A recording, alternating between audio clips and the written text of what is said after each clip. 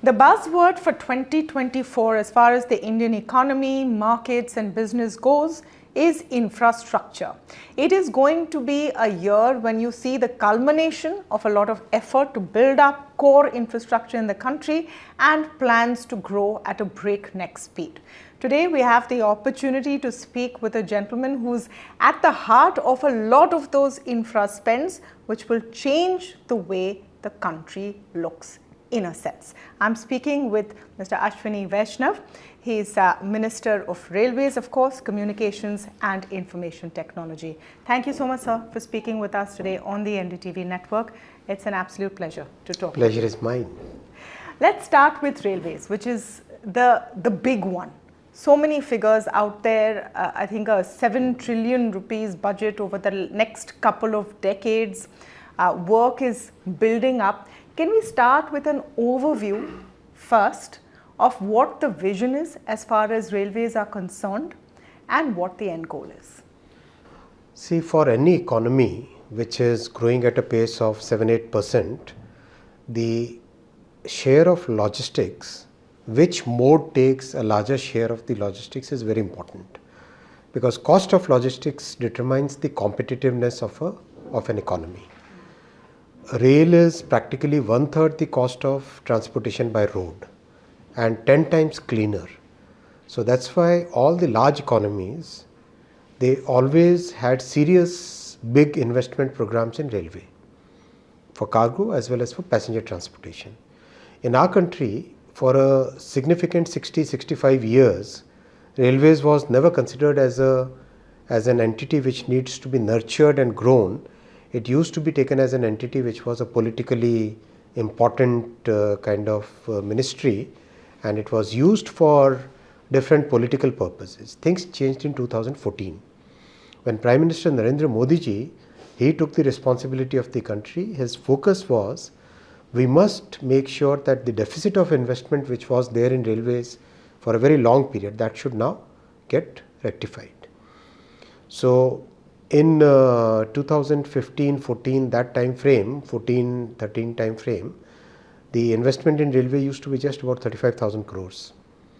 For a network of our size, for an economy of this potential, for a country of this number of people, it was peanuts. So Modi ji doubled it, and as the capacity to absorb funds, as in terms of how much work can be done, today the budget is 2,40,000 crore, and that is reflecting in the capacity of the network. We have added 26,000 kilometers in last 9.5 years. We have electrified 40,000 kilometers in the last 9.5 years. Take that as a benchmark, 40,000 kilometers electrification in 9.5 years versus 20,000 in 60 years. 20,000 kilometers in 60 years versus 40,000 in 9.5 years. That is the magnitude of work which is happening. Last year we added 5,200 kilometers of new tracks. That's like adding one full Switzerland to the railway network. 14 kilometers per day is the pace at which we are adding more tracks. Apart from that, making sure that the passenger experience totally changes. 1,309 stations are being reconstructed, redeveloped as world-class stations, and the response in the field is enormous. You go to a small town, and when people talk about how the station is changing, it's phenomenal, amazingly good experience. Then totally new generation of train sets. Vande Bharat train is a super hit. Overall occupancy of Vande Bharat is of the order of 98%, which is huge. Some sections like in Kerala, Vande Bharat occupancy is of the order of 170%. It's amazingly popular, and it basically addresses the aspirations which our younger generation today has and our middle classes has. So making sure that the infrastructure investment deficit which was there, that gets filled up, making sure that right amount of infrastructure which is needed for our country gets done, making sure that the passenger experience changes. All this is part of the overall rail strategy. Yeah. Passenger experience पर थोड़ा सा आते हैं sir. Bharat में हमेशा ये कहा जाता था कि हमारे ट्रेन का एक्सपीरियंस इतना बढ़िया नहीं है क्योंकि आप फेयर नहीं बढ़ा सकते हैं, और अगर आप फेयर नहीं बढ़ाएंगे तो आप क्वालिटी कैसे देंगे। फिर वंदे भारत शुरू हुआ है और अब मेरे ख्याल से 35 रूट पर है, 65 सर्विसेज चल रही है, 65 सर्विसेज। ओके, उसमें लेकिन एक जो शिकायत आती है कि फेयर बढ़ जाते हैं because they work on the same principles as flights depending on demand etcetera. नहीं, ऐसा नहीं है, ये गलत है, ये इन्फॉर्मेशन आपकी ठीक करिए। देखिए, पैसेंजर एक्सपीरियंस स्टार्ट होता है स्टेशन से। आप आज से 9.5 साल पहले 10 साल पहले किसी स्टेशन पे जाते, नाक आपको बंद करके रखना पड़ता, कंडीशन ऐसी थी, राइट। आज सफाइयाँ देखो, एक तरीके से एक पूरा लगातार मोदी जी का प्रयास है कि स्टेशन शहर का सिटी सेंटर बने, तो पैसेंजर एक्सपीरियंस वहाँ से स्टार्ट होता है। सेकेंड, ट्रेन्स में टॉयलेट्स की टेक्नोलॉजी को पूरा चेंज किया गया और कंटिन्यूस इम्प्रूवमेंट कर रहे हैं। अभी जिस टेक्नोलॉजी की बनी हुई है टॉयलेट्स, उससे भी बेटर टेक्नोलॉजी कैसे लाएं, वो फोकस है। और रेलवे इतना बड़ा नेटवर्क है, इसमें टाइम लगता है इतने बड़े काम को, मतलब 60-65 वर्षों की जड़ता जो थी उसको मोदी जी ने 9.5 वर्षों में एक लेवल पे ले आए, एक उसको इम्पिटस दिया, उसको पुश दिया है और उसमें सिग्निफिकेंट चेंज आया है। फेयर की बात आज भी, अगर आप कोई भी चीज़ की अगर प्राइसिंग करोगे, अगर आपकी कॉस्ट 100 रुपये है तो आप क्या करोगे, प्राइसिंग 120 रुपये करोगे, 110 रुपये करोगे। आज भी रेलवे 100 रुपये की जो कॉस्ट आती है रेलवे की, उसमें प्राइस 100 रुपये से ऊपर नहीं करता है। पैसेंजर के लिए आज भी 45 रुपये प्राइसिंग है, यानी 55% डिस्काउंट दिया हुआ है। यही मेरा सवाल है कि ये कब तक चलेगा। अगर ये सोशल ऑब्लिगेशन है, आज हम करीब भारत सरकार पैसेंजर्स की सेवा के लिए करीब 60,000 करोड़ का सब्सिडी देती है, 60,000 करोड़ का लॉस उठाती है हर साल, उठाती है क्योंकि ये सोशल ऑब्लिगेशन है। देखो, रेलवे बहुत ही एक अफोर्डेबल मोड है। अभी अमृत भारत ट्रेन स्टार्ट हो रही है, 1000 किलोमीटर की जर्नी, एक गरीब परिवार 1000 किलोमीटर की जर्नी 480 रुपये के आसपास में कर ले, 450 रुपये के आसपास कर ले, तो ये बहुत बड़ी एक सुविधा है। इस सोशल ऑब्लिगेशन को उठाना चाहिए। You spoke about the Amrit Bharat trains, and this is sort of a new feature, new offering for the passenger. Can you tell us a bit about it, and how will this be distinct from what is available, say for example from a Vande Bharat? What is the idea behind it? देखो, दुनिया में trains में 2 technologies चलती है, एक है distributed power की technology, एक है push pull technology. Distributed power का मतलब पावर को डिस्ट्रीब्यूट किया। कैसे डिस्ट्रीब्यूट किया, मतलब कि हर तीसरे कोच में ऊपर एक पेंटोग्राफ लगा होता है, उस पेंटोग्राफ से करंट आती है, करंट नीचे मोटर में और मोटर को घुमाती है, राइट। ये डिस्ट्रीब्यूटेड पावर हुआ। दूसरा होता है push pull technology. Push pull generally Europe के कुछ देशों में पॉपुलर है। तो इसमें क्या होता है कि ट्रेन के दोनों तरफ इंजन लगता है और दोनों सिंक्रोनाइज्ड वे में चलते हैं, तो एक पुल कर रहा है, एक पुश कर रहा है, करेक्ट। दोनों टेक्नोलॉजीज़ को भारत में मास्टर करना ज़रूरी था, क्योंकि जब आप एक बड़े लेवल पे काम कर रहे हो और एक्सपोर्टर बनने का टारगेट लेके चल रहे हो, तो आपको टेक्नोलॉजी पे मास्टरी करना ज़रूरी है। तो इन दोनों टेक्नोलॉजीज़ पे मास्टर करना था, इसलिए मोदी जी ने टारगेट दिया था कि ग्लोबली बेस्ट टेक्नोलॉजीज़ क्या है उसको अपने यहाँ डेवलप करो। तो वंदे भारत डेवलप हुई और अब अमृत भारत डेवलप हुई है। अमृत भारत में अगर कंपेरेटिव ले, पीछे वाले, इससे पहले वाली जो ट्रेन है उससे कंपेयर अगर करो, तो बहुत सारी समस्याएं थी जो झटके की। एक ट्रेन चलने के स्टार्टिंग के टाइम में बड़ा एक झटका सा लगता था, रुकने के टाइम में बड़ा झटका लगता था। तो कपलर्स की टेक्नोलॉजी पूरी चेंज की है, जो CBC कपलर्स थे उसकी जगह सेमी परमानेंट कपलर्स इसमें लगाए। पैसेंजर एक्सपीरियंस के पॉइंट ऑफ व्यू से कहो तो टॉयलेट्स पूरी चेंज हुई है, सीट्स के पास चार्जिंग इंफ्रास्ट्रक्चर लगा है, हर तरह की चीज़ों में विंडो की कॉन्फ़िगरेशन और कई चीज़ें बारीक से छोटी चीज़ें ध्यान रख के बनाई गई है। सेफ्टी के पॉइंट ऑफ व्यू से देखें तो इसमें जो सेमी परमानेंट कपलर्स लगे हैं उसके कारण सेफ्टी बहुत बढ़ जाती है। एंटी क्लाइंबिंग डिवाइसेस लगे हैं इसमें, कई तरह की चीज़ें। फिर ट्रेन की स्टेबिलिटी जब चलती है, ट्रेन की स्टेबिलिटी तब अच्छी होती है जब वो पूरी की पूरी वन एरोडायनेमिक पीस की तरह चले। It should not be a fragmented body. It should be like one big solid piece. Then it's like a भाला होता है ना, आपने भाला अगर जाता है राइट, और एक चेन को फेंको आप, कौन ज़्यादा तेज जाएगा? भाला तेज जाएगा ना, क्योंकि भाला एक सॉलिड चीज़ है राइट, और चेन एक ब्रोकन फ्रैगमेंटेड चीज़ है। तो ट्रेन को कैसे आप एक सॉलिड चीज़ बनाओ, तो उसके लिए जो बीच वाला जो पैसेज होता है दो कोचेस के बीच में, उसको प्रॉपर कवर करके फुल्ली कवर्ड वेस्टिब्यूल्स वगैरह वगैरह, बहुत सारे इनोवेशंस उसमें, आप एक बार जाके देखो, आपको अच्छा लगेगा। So this has started on 2 routes. What is the plan to expand this? कोई भी ट्रेन रोलिंग स्टॉक, और स्पेशली जहाँ पे ह्यूमन बीइंग्स का इंटरेक्शन होता है किसी मशीन के साथ राइट, किसी भी मशीन को जब डेवलप करते हैं तो हमेशा उसमें प्रोटोकॉल ये रहता है इंजीनियरिंग का कि पहले आप डेवलप करो और टेस्ट करो लैब में, लैब से लाके फील्ड में टेस्ट करो, फील्ड में टेस्ट करने के बाद में जब आप रियल में उसको डिप्लॉय करो तो कम से कम 6 महीने 8 महीने 1 साल आप उसको चला के देखो कि क्या इसमें दिक्कतें आ सकती है, अभी भी क्या इम्प्रूवमेंट करने की ज़रूरत है। तो ये 2 बनी है, दोनों को चलाएंगे 6-8 महीने करीब 10 महीने चलाएंगे, और फिर इसके एक्सपीरियंस के बेसिस पे जो इम्प्रूवमेंट करना होगा फिर सीरियल प्रोडक्शन चालू कर देंगे, साल के 300-400 ट्रेन बनाएंगे। Okay.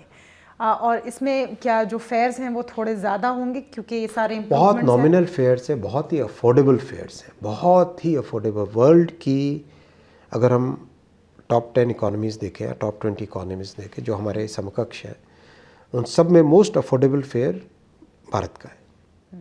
क्या हमें ऐसे कंपेयर करना चाहिए क्योंकि जो पर कैपिटा इनकम है भारत की वो भी तो कम है?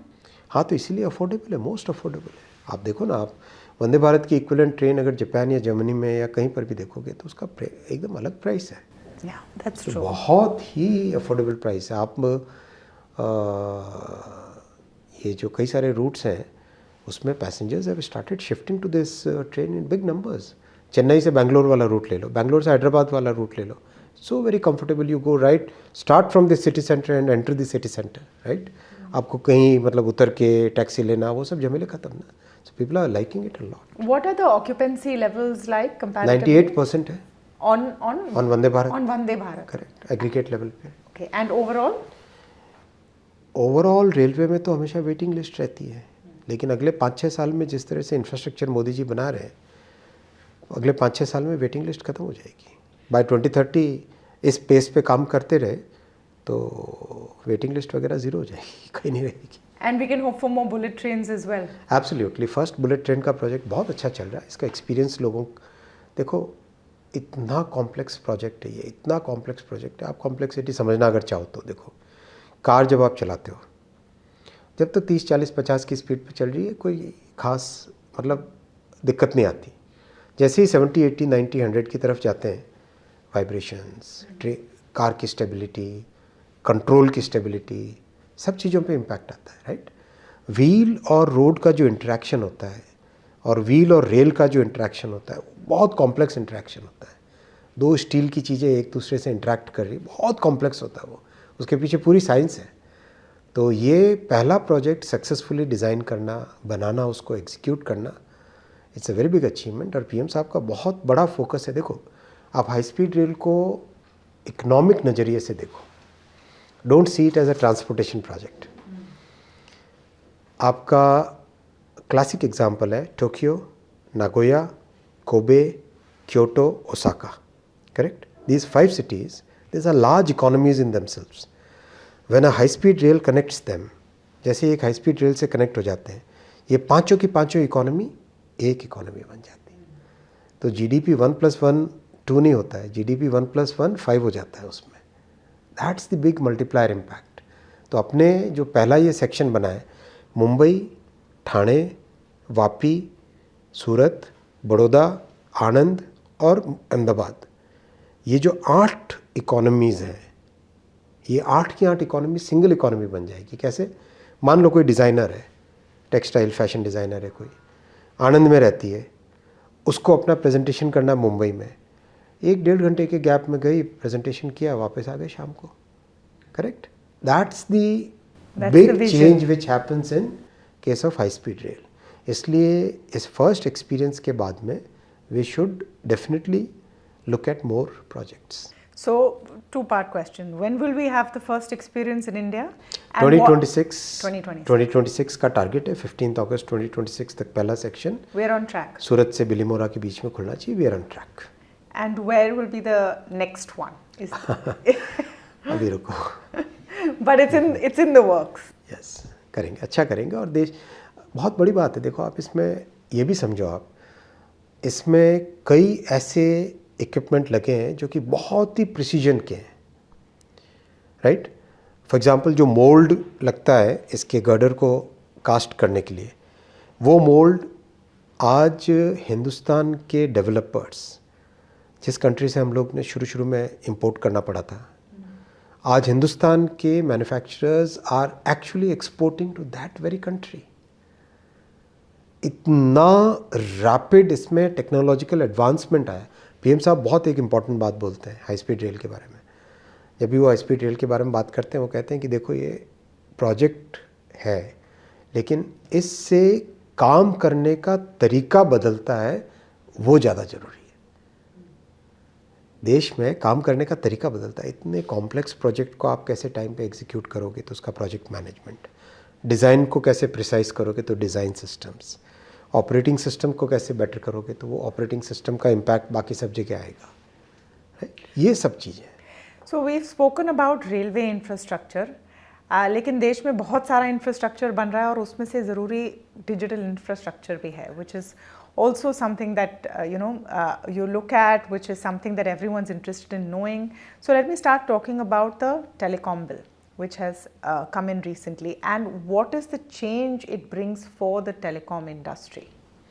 5 major reforms in the Telecom Act now, right? It's now an act. Yes. First big reform is user protection. There were multiple number of fraudulent SIMs which people used to take in somebody's name, and or in a single name they would take multiple SIMs and then do all kinds of fraud calls. We were trying to, we were quite successful in that attempt. We were trying to use technology to break that nexus. और अब उसके पीछे एक legal backing आ गई है.